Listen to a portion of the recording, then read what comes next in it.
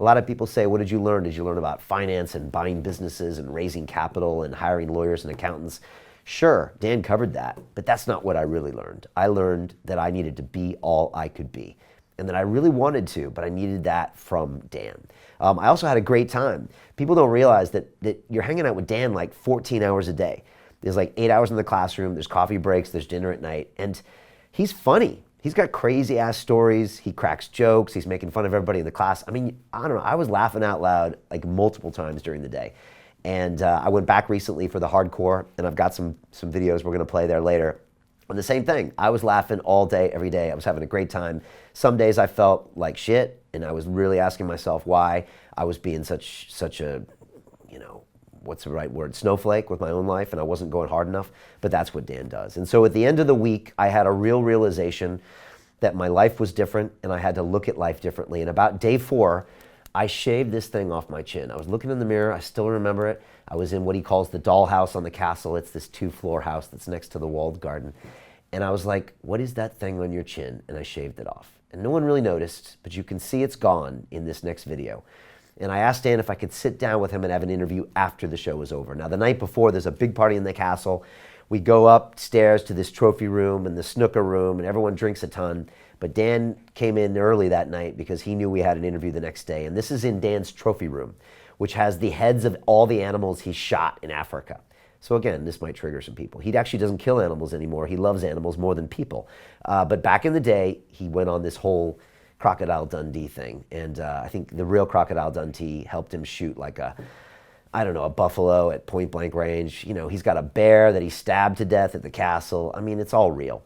And so now I had this final conversation with Dan, and you can really notice the change in tone. And my father watched this video, and my dad said, wow, I can see how much you changed, because the whole vibe and tone of you and Dan are different. And it's true. And again, this is London Real. This is the real shit that happened. This is what happened to me up there. And again, I've got a full episode that shows this whole thing. It's got both interviews in there, all my vlogs, and you can see the whole transition. And I changed up there. And a lot of that you see now in London Real. And so here is my second interview at the castle with Dan. And Dan is explaining to me that man's greatest burden is unfulfilled potential. We are in the trophy room at Guthrie Castle. I'm here with Mr. Dan Pena, surrounded by some of the animals that were unfortunate enough to meet him. You know, when I met you 7, 8 months ago, I was telling some of the guys here the story. I had mixed feelings about Dan, and I think part of that came down to me, in a way, I could be wrong, but hiding from my own potential. Yes. And he's got a big potential. You know, I'm not blowing smoke. I don't have to blow smoke. But he's a smart young guy. Now, you don't probably think he's young. To me, you're a kid. You know, I got these shoes I'm wearing, these wingtips are older than you. You know? And he's a smart kid. He's accomplished a lot. He's got a great fucking platform. And he can do a lot more with it. And I think it's easy for me to create lots of subconscious dialogues and narratives in my head. Oh, Dan, it's all about the bucks. Dan's not happy, blah, blah, blah, blah, blah. And so... Am I happy? Yeah, you're Dan is what you are. Okay. So I do think you are happy. I don't know what that means. I think you are in the moment, and you love what you do pretty much 24/7. That's what I think you do. And I do it 24/7. And yeah, the money comes, and the money is a way of rewarding yourself and a way of keeping track. But it seems like there's more going on here than just getting the cash. It's being all you can be. Right. I believe, you know, whether you don't believe in a higher power, Buddha, Allah, God, whatever you want to call it. I believe we were put on this planet, however we got here, either through evolution or by somebody went like this, because we were supposed to be all we can be, and we are undeveloped. Man's greatest burden is unfulfilled potential, okay? And if anybody on this, watching this thing, can tell me that he's anywhere near his potential, I will jump off the fucking tower. I mean, with his hand on his heart and really believe it. I mean, because you're not. I mean, we have so much more within us. And if we're doing something we love, and I recommend, and when Dan recommends or suggests, it really means, listen, moron, fucking get off your dead ass, take, you know, and change your attitude. If you're not doing something you love and you don't have passion, That's why you're tired. That's why you need breaks on the weekend. That's why you need holiday time, because you're not doing what you love. And I love this, and for the last 21 years, this has been my passion. And most people are living quiet lives of desperation. I hate to tell you, or as the Brits say, I don't like to tell you, but that's the truth. And if you think any different, you're fooling yourself. As soon as I got back to London, I pulled the trigger. London Real is going big, and things need to change. I created our first product, the London Real Academy, a community and learning platform for our supporters. It wasn't perfect, but perfection is paralysis. Surprisingly, people loved it. After years of free content, London Reelers wanted to give us something back. It was such a strange feeling, receiving money from doing something you love, getting paid to provide value to others. What I feared so much turned out not to be true. I finally understood that making money is not bad. People pay you when your ideas are worth something. It's a vote with their credit cards. So we invested the cash. Behind me, it's where I've shot almost 300 interviews. I remember very distinctly building this desk.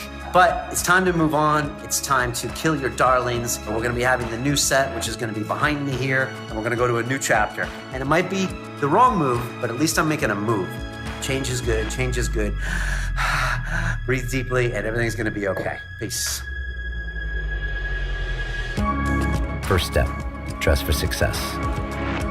Build a studio of the same caliber as my guests.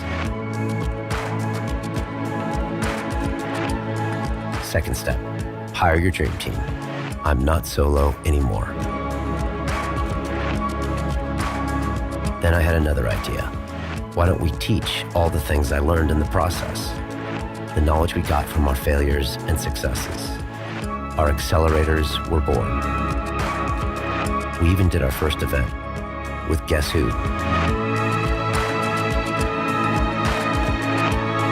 Most people loved the new London Real, but we also received some hate and lost a few. Some people just don't like to see you change. But if you can't stand the heat, stay out of the kitchen. Then I said, in 12 months, I don't want to recognize London Real or Brian Rose anymore. And 1 year later, it happened. I couldn't.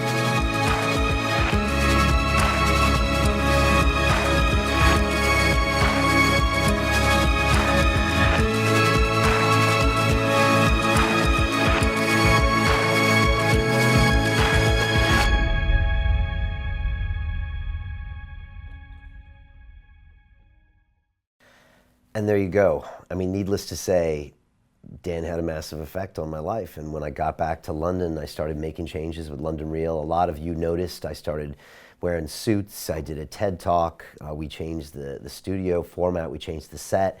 And it was just this whole new push. I felt like I had released my brakes and I was really moving forward, still pursuing my mission, but doing so in a way where I was taking risks and going into my fears. And Dan always said, he calls me an engineer, which is a nice way of saying engineer.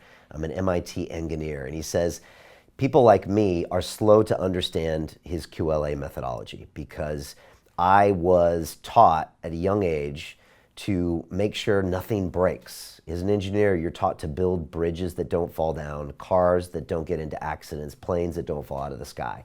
So we're all about minimizing risk. Everything has to be super safe. But that's no way to create beautiful things in this world because you must take risks in order to be successful, period.